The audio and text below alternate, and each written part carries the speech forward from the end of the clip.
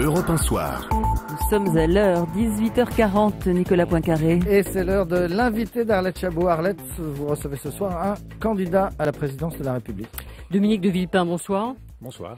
Alors on attend officiellement l'annonce de la dégradation de la note française, le fameux triple A par Standard & Poor's, ça arrivera sans doute dans la soirée.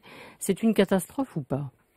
D'abord, la perte du triple A, c'est l'échec de la politique gouvernementale, ce n'est certainement pas l'échec de la France. Il faut remettre les choses à leur juste niveau. Les conséquences, nous les connaissons parce que nous les subissons depuis maintenant plusieurs semaines sur les taux d'intérêt quand nous empruntons, sur la crédibilité de l'État français. La principale conséquence, c'est dans le fossé qui va s'accroître encore entre la France et l'Allemagne, entre l'Europe du Nord et l'Europe du Sud. Oui. C'est cela le vrai problème pour nous. Donc à votre avis, ce n'est pas injuste dans la mesure où, par exemple, une autre agence de notation disait il y a quelques jours que la note française ne serait pas dégradée en 2012. Donc ce n'est pas injuste dans la mesure aussi où le déficit français serait un peu inférieur à celui qui était prévu pour 2011. C'est juste cette décision ? C'est la sanction d'une politique. Mais si vous permettez, Arlette Chabot, moi ce qui m'intéresse, c'est pas les problèmes. Les problèmes, ils sont nombreux dans notre pays. Et j'entendais le Parti socialiste commenter ces problèmes. Moi, c'est pas ce qui m'intéresse. Ce qui m'intéresse, c'est les solutions. La France va perdre son triple A. Qu'est-ce qu'il faut faire ? Un nouveau plan de rigueur. Il faut 3 étapes. Il y a une urgence.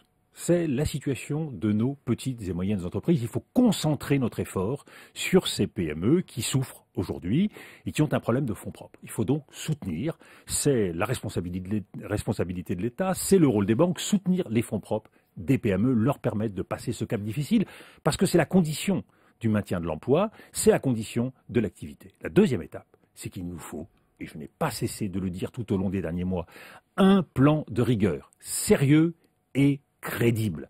Nous avons fait des petits plans qui n'étaient pas à la mesure des enjeux.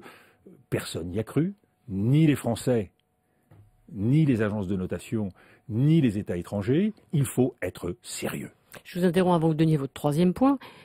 Si effectivement le gouvernement avait pris des mesures importantes, fortes, des plans de rigueur plus importants, à votre avis, on aurait pu éviter cette dégradation de la note française ? Certainement. Certainement, et on aurait adressé un signal de mobilisation important. Je comprends. Pourquoi ça n'a pas été fait alors ? Parce que vous imaginez que faire un vrai plan de rigueur à quelques mois d'une élection, c'est pas très électoral. Et c'est ce que malheureusement j'ai souvent vu dans l'histoire de notre pays. Les élections conduisent certains gouvernements à ne pas tout à fait faire ce qu'ils devraient. Mais pourtant, les Français ont compris que la situation est un peu difficile. Oui, non ? et c'est en cela que le gouvernement aurait eu intérêt à faire davantage ce qu'il doit faire, il a intérêt à faire ce qu'il doit faire, et je pense que les Français l'auraient compris. Je n'ai pas cessé d'interpeller le gouvernement, le président de la République sur cette exigence. Il y a une troisième étape qui est indispensable, c'est le chemin de la croissance. Il faut défendre la croissance. La rigueur, c'est nécessaire, c'est incontournable, mais ça n'empêche pas de travailler sur la croissance et de se doter des bons outils. Et donc, le moment venu, mettre en place la TVA sociale, faire baisser le coût du travail, c'est nécessaire. Je ne crois pas qu'on doive le faire tout de suite, mais dans les prochains mois, oui, c'est la condition pour permettre véritablement une reprise de l'activité. C'est le bon moment qu'il faut choisir, parce que pénaliser la consommation alors même que nous sommes en pleine récession, ce n'est sans doute pas idéal. Pourquoi Nicolas Sarkozy le fait alors ? Il y a une deuxième exigence, c'est une véritable politique d'innovation et de recherche. Il faut aller plus loin dans le crédit impôt recherche en concentrant l'ensemble des moyens. Là encore, sur les PME et sur les secteurs d'excellence. Il y a trop de gâchis, il y a trop de dispersion. On le voit bien, dans l'urgence et dans la crise, il faut savoir choisir. Le gouvernement n'a su ni prévoir, ni choisir. Mais pourquoi justement Nicolas Sarkozy veut faire adopter très vite ce projet de TVA sociale ? C'était un moyen d'éviter justement cette perte du triple A, d'envoyer un signal aux agences de notation ? Il y a, et je le comprends quand on est à la tête de l'État, un peu d'impatience et surtout beaucoup d'inquiétude. Il y a une sorte de sauve-qui-peut qui s'organise à quelques mois d'une élection. On voit bien que ce que vous dites ce soir en gros, quoi. Ce que craint par-dessus tout le président et le gouvernement, c'est de se voir reprocher d'avoir été immobile ou d'avoir agi de façon dispersée. Vous savez, quand on reprend l'historique du quinquennat, et je l'ai souvent dit, avoir lancé 10, 20, 30, 50 réformes, qu'est-ce qu'il y a au bout ? Eh bien, il n'y a pas ce que les Français attendaient, il n'y a pas les promesses que l'on souhaitait voir tenir. Quand j'étais Premier ministre, j'ai mené 3 batailles, pas 4, 3. Et les 3 ont été menés avec succès. Sur l'emploi, 600 000 chômeurs en moins. Sur les déficits, 50 milliards d'euros de réduction des déficits et la bataille du patriotisme économique. C'est à ce moment-là que j'ai mis en œuvre les pôles de compétitivité. Choisir, c'est essentiel en politique.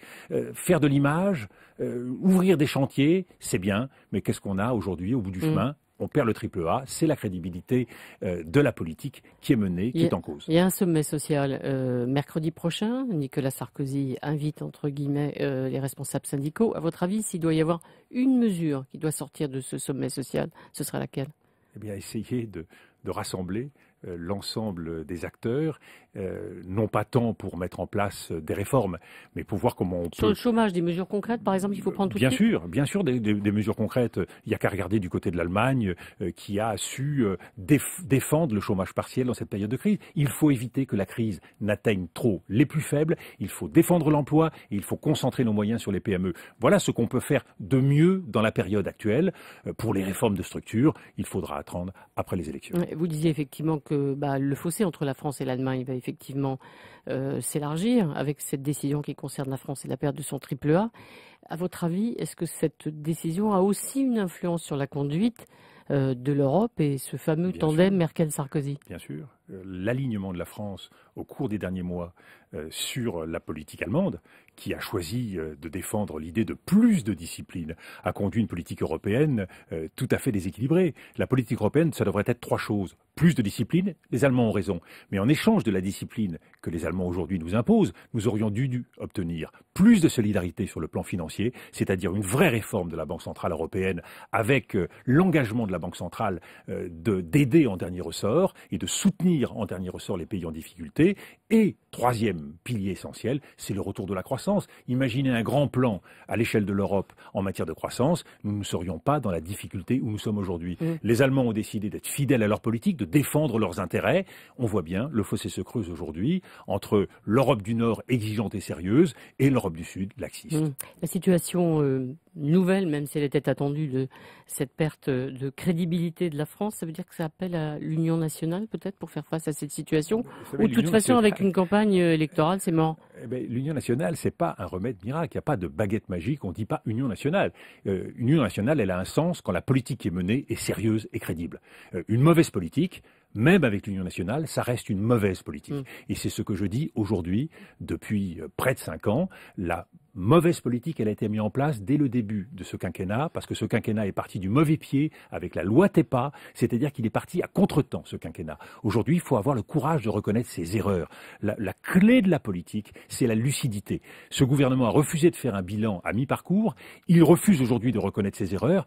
Les Français ne peuvent pas reprendre pour 5 ans d'une politique qui n'a pas su regarder en face les réalités. Alors certes, il faut reconnaître à Nicolas Sarkozy d'avoir su gérer la crise au jour le jour, semaine après semaine, mais il n'a pas su anticiper et apporter les solutions que nous espérions. Il faut savoir en tirer les conclusions. Alors, très vite, vous serez candidat à l'élection présidentielle? Je suis candidat. C'est pas je suis candidat. Il y a une petite condition, c'est les 500 parrainages. Les 500 parrainages, nous avançons tous les jours, nous progressons et nous nous battons pour cela. Donc aujourd'hui, j'ai confiance dans notre capacité à les avoir. Donc vous aurez ces signatures et vous ne... Comment dirais-je, vous n'accepterez aucune pression pour vous retirer votre candidature? Je ne cesse de dénoncer la logique partisane dans notre pays. L'élection présidentielle, c'est une chance. Elle échappe aux partis politiques. Pourquoi? Parce que c'est les Français qui votent. Les Français, ça fait 30 ans qu'ils voient leur vote confisqué par des grands partis politiques qui n'ont pour seul souci que les intérêts de partis. Vous n'allez pas faire le coup de l'UMPS quand même? Mais je ne fais rien du tout. Je fais l'UMP, PS, Centre, je les mets tous dans le même sac. Ce que je crois, c'est qu'il faut un Français, non pas un président de droite, non pas un président de gauche, non pas un président du centre, mais un président pour tous les Français qui mettent le bon sens à l'ordre du jour de la politique française. Avant de vous laisser avec Nicolas, d'un mot pour qualifier la campagne de François Hollande et celle de Nicolas Sarkozy, même si elle n'est pas officielle, il est quand même en campagne.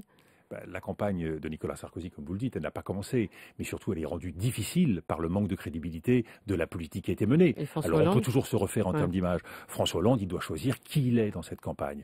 Aujourd'hui, il est tiraillé, comme l'avait été Lionel Jospin, entre les conseils de ses amis socialistes. Je crois qu'un bon candidat, c'est un candidat qui connaît son nom, son prénom, et qui connaît surtout le chemin qu'il doit prendre. Nicolas. On a peu de temps, Dominique de Villepin, pour 2 ou 3 questions d'auditeurs posées sur la page Facebook d'Europe 1 Soir. Une question de Zaya, c'est une réflexion. Elle dit: je pense que Monsieur de Villepin aurait fait un bon président, je l'aime bien. Mais elle dit aurait fait, vous voyez, elle dit pas, elle dit pas fera. Aurait fait parce qu'il manque 3 mois. Ouais, ou dans 3 mois, dans 3 mois, il y a une élection. Aurait fait, elle a tout à fait raison. Elle parle le français à la perfection. Oui, ou peut-être qu'elle veut dire que les sondages sont pas excellents pour l'instant. Mais ils le deviendront. Vous savez, les sondages, ils sont suivis. Les sondages, c'est la photographie d'hier ou d'avant-hier. Moi, ce qui m'intéresse, c'est le vote des Français de demain. Si par hasard vous n'étiez pas au 2e tour, c'est Denis qui vous demande ça. Pour qui appellerez-vous à voter au 2e tour? Je vous réponds, Monsieur Clémenceau, je n'aime pas le hasard. Alors moi, je m'appelle pas Clémenceau, l'auditeur, il s'appelle Denis. Allez, une dernière. Est-ce que vous avez évolué sur la question du mariage homosexuel? Question de Monsieur Millet. Je suis favorable à l'évolution des mentalités sur ce dossier important du mariage homosexuel. Je suis favorable à une égalité des droits, mais je crois qu'il faut prendre en compte les mentalités. C'est difficile de forcer les choses. Il ne faut pas monter les Français les uns contre les autres. Il faut essayer de faire évoluer ces mentalités. Donc je ferai tout pour que ces mentalités évoluent et que cela devienne possible. Mais c'est un travail de conviction que nous devons faire tous ensemble, dans le respect. Merci beaucoup, merci à vous. Dominique de Villepin. Bon week-end, Arlette Chabot. Bon week-end. À lundi, dans un instant, le meilleur de Nicolas Canteloup. Tous les dimanches, le grand rendez-vous européen. L'émission politique la plus écoutée du week-end.